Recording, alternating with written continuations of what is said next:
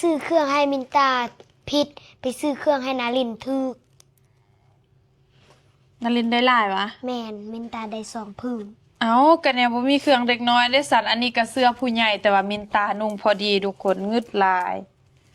เกียมนุ่งถ่ายงานมื้ออื่นแม่นมีไผ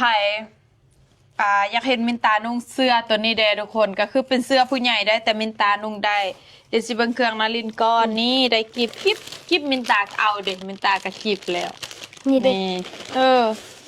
แล้วก็ได้ กินเหมือนกันเนาะเครื่องใส่ของสอยอะไรทำไมนี่ได้คอนแทคเลนส์ได้คนตอกคนตาได้กิฟทุกคนก็ไปซื้อให้มินตาแต่นารินได้ลายกว่ามินตาอีลีนี่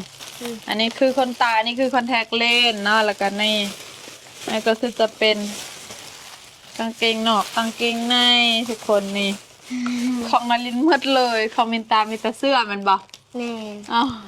ของมินตามีแต่เสื้อปะนั้นว่าสิไปซื้อเครื่องให้มินตาเพราะว่ามินตามีแล้วได้หยังแต่เสื้อคลุมนอกก็เลย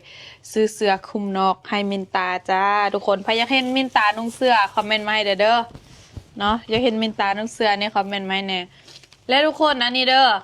ไผ่ที่ว่าอาการตกขาวเนาะมักไปเที่ยวแบบเข้าห้องน้ำสาธารณะห้องน้ำรวมเสียทุกคนเนาะตกขาวให้รวมให้มีกินหอยบุฟฟิตทุกคนกินโอเครีเพส2เม็ดก่อนนอนและล้างลาซินหอยคู่กันเด้อโป้2อย่างเนี่ยนะโคตรถือทุกคนก็คือตัวนี้เลย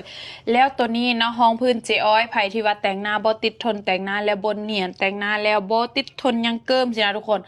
ต้องห้องพื้นเจอ้อยเด้อไผ่เห็นคลิปนี้ให้โปร1 แถม 1จ้าแม่น